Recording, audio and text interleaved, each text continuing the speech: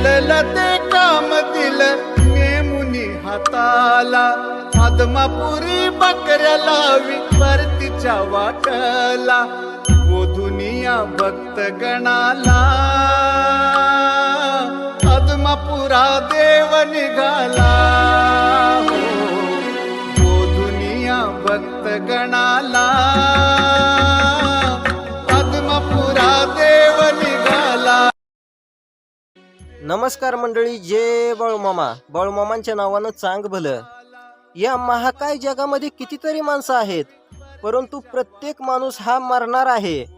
त्याचं मरण निश्चित आहे. तो कसा मरणार आहे, कुठं मरणार आहे, कधी मरणार आहे, वेळ, टाइम, वार, ठिकाण सगळं काही निश्चित आहे. कारण मरण हे विधिलिखित आहे. आपण मरणार आहे हे आपल्याला माहिती आहे, परंतु कधी मरणार आहे हे आपण जाणू शकत नाही. कधी मरणार आहे हे विधिलिखित आहे. टाइम, वेळ, वार सगळं ठिकाणा सहित विधिलिखित आहे, परंतु ते आपण जाणू शकत नाही. परंतु संत सद्गुरू बाळूमामा हे विधिलिखित सुद्धा जाणत होते. एखादा माणूस कधी मरणार आहे, कुठं मरणार आहे, त्याचा वेळ, वार, टाइम सगळं काही जाणत होते.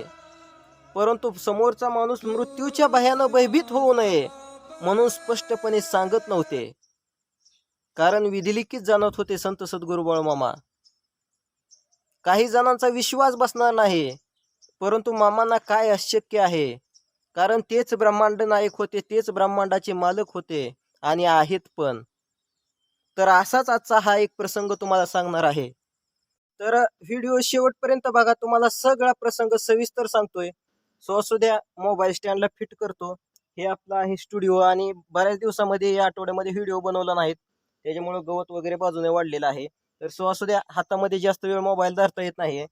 इथं स्टँडला फिट करतो आणि सगळा प्रसंग, सगळी हकीकत आपले संत सद्गुरू बाळूमामा हे कसे विधिलिखित जाणत होते त्याबद्दलचा एक प्रसंग तुम्हाला आता सांगतोय. सो असू द्या, व्हिडिओ शेवटपर्यंत बघा. जय बाळूमामा. रामचंद्र सालमंडप नावाचे मामांचे एक भक्त होते. ते अधूनमधून मामांच्या तळावरती मामांच्या सेवेसाठी यायचे, मामांच्या शेळ्या मेंढ्यांच्या सेवेसाठी यायचे. आणि त्याच रामचंद्र सालमंडपांचा आनंदा नावाचा एक मुलगा होता.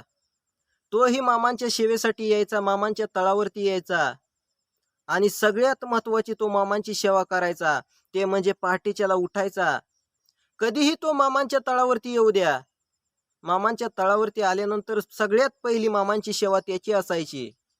पहाटेच्याला लवकर उठायचा आणि 3-4 किलोमीटर अंतरावरती जिथं असेल तिथून मामांच्या स्नानासाठी, मामांच्या आंघोळीसाठी पाणी घेऊन यायचा. अशा प्रकारे तो मामांची सेवा करायचा. त्यांच्या कुटुंबाचा पूर्णपणे मामांवरती विश्वास होता, श्रद्धा होती. आणि हा आनंदा म्हणजेच रामचंद्र सालमंडप यांचा मुलगा हा आनंदा इयत्ता 7वी शिकला होता. 7वी पर्यंत पूर्ण शिक्षण झालं होतं. आता तो नोकरीच्या शोधामध्ये होता. इयत्ता 7वी पर्यंत शिकला होता, परंतु नोकरी भेटत नव्हती. बराच प्रयत्न केला, सगळीकडे अर्ज भरत होता, परंतु नोकरी मिळत नव्हती. एके दिवशी मामांच्या सेवेसाठी तळावरती गेले असता न राहून या आनंदाने मामाला विचारलं की मामा, मला नोकरी कधी भेटेल? शिक्षण माझं सगळं पूर्ण झालं, आता 7वी शिकलो मी. कारण मित्रांनो, त्या काळामध्ये 7वीलाच नोकरी भेटत होती. 7वी जरी शिक्षण झालं असलं तरी सगळ्यात मोठी नोकरी त्यावेळी भेटत होती. तेव्हा तो मामांना विचारू लागला की मामा, माझं 7वी शिक्षण झालंय, आता नोकरी कधी भेटेल? यावेळी त्या आनंदाच्या बाजूला त्याचे वडील रामचंद्र सालमंडप सुद्धा होते.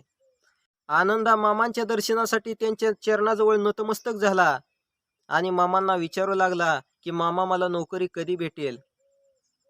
मामांनी त्याच्या डोक्यावरती हात ठेवला आणि म्हणाले की बाळा, तुला नोकरी लवकरच भेटेल, परंतु तुझी खुर्ची रिकामी राहील.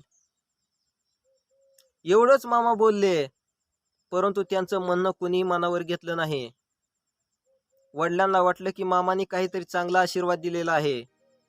आनंदालाही वाटलं की मामाने चांगला आशीर्वादच दिलेला आहे, कारण मामा नोकरी भेटेल म्हटले, परंतु खुर्ची रिकामी राहील याचा अर्थ त्यांनी लावला नाही. परंतु खुर्ची रिकामी राहील याचा अर्थ असा होता की तो मरणार आहे. त्याला नोकरी भेटणार आहे, परंतु नोकरी भेटल्यानंतर लगेच तो मरणार आहे. कारण हे विधिलिखित सुद्धा मामाने जाणलेलं होतं. त्याचं मरण मामाने जाणलेलं होतं. झालं ते तळावरून निघून गेले आणि त्या काळामध्ये मोठ्या प्रमाणावरती शाळा सुरू होत होत्या आणि त्या शाळांसाठी शिक्षकांची भरती निघाली आणि त्या शिक्षक भरतीसाठी या आनंदाने फॉर्म टाकला. या आनंदाने अर्ज केला. बघा, 7वी पास असणाऱ्या विद्यार्थ्याला त्यावेळी शिक्षकाची नोकरी भेटत होती. सगळे आनंदामध्ये होते की मामानी सांगितलेलं आहे की नोकरी भेटणार आहे, नोकरी भेटणार आहे. परंतु खुर्ची रिकामी राहणार आहे याचा अर्थ त्यांनी समजून घेतला नाही. आणि अचानकपणे एक दिवशी त्या आनंदाचा दुर्दैवी मृत्यू झाला. लहानाचा मोठा केलेला, अंगा खांद्यावरती खेळवलेला, सगळं शिक्षण दिलं, सगळं लाड पुरवलं आणि भर वयामध्ये ऐन तारुण्यामध्ये कुठंतरी कमवणार, कुठंतरी त्याला नोकरी भेटणार, या काळामध्ये त्यांचा तो मुलगा मेलेला होता. मुलगा वारला, सगळ्या कुटुंबाला दुःख झालं आणि ते असह्य दुःख आपणही समजू शकत नाही. कारण एवढा लहानाचा मुलगा मोठा केला, शिकवला, सगळं लाड पुरवलं आणि ऐन भरामध्ये जर मुलगा मेला तर त्याचं दुःख, याची गणना आपण कोणी सुद्धा करू शकत नाही. फार दुःख झालं त्यांना. ऐन वेळी तसं पाहिलं तर मुलाने वडिलांच्या चितेला अग्नी द्यायचा असतो, परंतु या वडिलांवरतीच मुलाच्या चितेला अग्नी द्यायची वेळ आली. सगळा काही त्याचा कार्यक्रम आटोपून झाला. दिवसामागून दिवस जात होते, परंतु मुलगा गेल्याचं दुःख ते कुटुंब विसरू शकत नव्हतं. सारखी त्यांना मुलाची आठवण येत होती. मुलाच्या मृत्यूचा विरह त्यांना सहन होत नव्हता. आणि अशाच वेळी सकाळी रामचंद्र सालमंडप म्हणजेच त्या आनंदाचे, त्या मेलेल्या मुलाचे वडील दारापुढे ओसरीला कट्ट्यावरती बसलेले होते. डोक्याला हात लावून बसलेले होते. कारण मुलगा मेल्याचं दुःख, तो मुलगा मेल्याचा विरह त्या वडिलांना सहन होत नव्हता. आणि ते सकाळच्या वेळी अंगणामध्ये बसलेले असतानाच सायकलवरून एक पोस्टमन आला. पोस्टमन आल्यानंतर पोस्टमनने विचारलं की आनंद सालमंडपचं घर हेच का? कारण आता त्याला एक पत्र आलेलं होतं की त्यानं जो शिक्षक भरतीसाठी फॉर्म भरले होता, अर्ज भरलेला होता, त्याच्यासाठी त्याची निवड झालेली होती. त्या दुःखी वडिलांचा चेहरा त्या पोस्टमननं पाहिला. त्या पोस्टमनला काही माहित नव्हतं. तो पोस्टमन खूप आनंदाने हसत हसत त्यांना सांगत होता की काका, वरती बघा, आनंदा कोण आहे तुमचा? पुतणी आहे की मुलगा आहे? बघा बघा, त्याला नोकरी लागली. कुठं आहे? बोलवा त्याला, त्याचं हे पत्र आहे. परंतु त्या बापाच्या चेहऱ्यावर काही आनंद झाला नाही. त्यानं खाली मान घालून ते पत्र हातामध्ये घेतलं, स्वीकारलं आणि पोस्टमनला सगळी हकीकत सांगितली. पोस्टमनने त्यांना थोडाफार धीर देण्याचा प्रयत्न केला आणि त्याचं काम करून तो पोस्टमन शेवटी निघून गेला. परंतु आता त्याच्या वडिलांच्या लक्षामध्ये आलं होतं की आपल्या आनंदाला आता नोकरी लागलेली आहे, परंतु त्या नोकरीसाठी, तिथं जाण्यासाठी, त्या खुर्चीवरची बसण्यासाठी आता आनंदात शिल्लक राहिलेला नाही. कारण तो मेलेला आहे. तो हे सगळं जग सोडून गेलेला आहे. त्याच्या कानावरती, त्या रामचंद्र सालमंडप यांच्या कानावरती मामांचे शब्द घुमू लागले की जेव्हा त्या आनंदानं, म्हणजे त्यांच्या मुलाने मामांना विचारलं होतं की मामा, मला नोकरी कधी लागेल, त्यावेळी मामा बोलले होते की आनंदा, तुला नोकरी लागेल, परंतु तुझी खुर्ची रिकामी राहील. आणि तेच मामांचे शब्द या रामचंद्र सालमंडप यांना आठवत होते आणि हुंदक्या मागून हुंदके देऊन ते रडत होते. काही दिवस निघून जात होते, काही महिने निघून जात होते, परंतु मुलाच्या मृत्यूचा विरह ते सहन करू शकत नव्हते. आणि बऱ्याच दिवसानंतर मामांचा तिथं जवळ तळ आला आणि मामांच्या सेवेसाठी म्हणून रामचंद्र सालमंडप गेले. परंतु जास्त कोणासोबत बोलले नाहीत, बाकीच्या मेंढपाळांसोबत जास्त बोलले नाहीत. ते त्यांच्या दुःखामध्ये होते, दुःखामध्ये खचत होते. आणि अशातच मामाने त्यांना जवळ बोलवून घेतलं. मामांना माहित होतं की आनंदा गेला, तरीही ते वडील त्या मामांना सांगू लागले, मामा, माझा पोरगा गेला, आनंदा गेला आम्हाला सोडून. मामा, तुमची तर तो किती सेवा करायचा. सगळ्यात अगोदर पाठीच्याला तिथं जायचा नदीवरती आणि तिथनं तुमच्या आंघोळीसाठी स्नानासाठी पाणी घेऊन यायचा. मामा माझ्या आनंदाला कसं नेलं, कसा गेला हो मामा माझा आनंद इतक्या लवकर. मामा त्याला सांगू लागले, मामा त्याला धीर देत होते की बाबा रामचंद्रा, हे सगळं विधिलिखित असतं आणि तिथं आपलं कुणाचं काही चालत नाही. हे सगळं काही ठरलेलं असतं. पूर्वजन्मीच्या त्या प्रारब्धानुसार त्याचं मरण निश्चित ठेवलेलं असतं देवानं.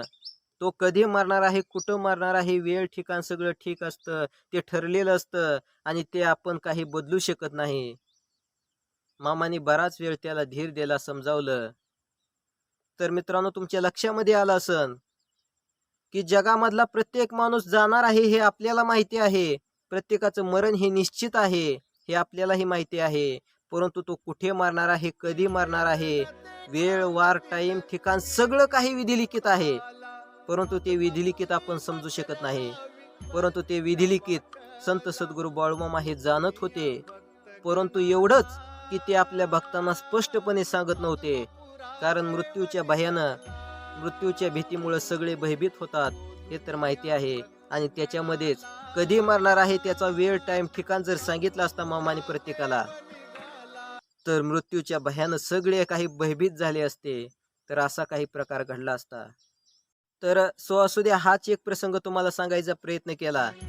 मरण हे विधिलिखित आहे आणि कधी मरणार आहे, वेळ सुद्धा टाइम ठिकाण सगळं काही विधिलिखित आहे. परंतु सर्वसामान्य माणूस ते सगळं जाणू शकत नाही. परंतु संत सद्गुरू बाळूमामा ते सगळं काही जाणत होते. कारण ते विश्वाचे मालक होते, विश्वाचे मालक आहेत, ब्रह्मांड नायक आहेत बाळूमामा. तर सो असू द्या, धन्यवाद सगळ्यांना. भेटूया पुढच्या एखाद्या नवीन व्हिडिओ सोबत. तोपर्यंत जय बाळूमामा. बाळूमामांच्या नावानं चांग भलं.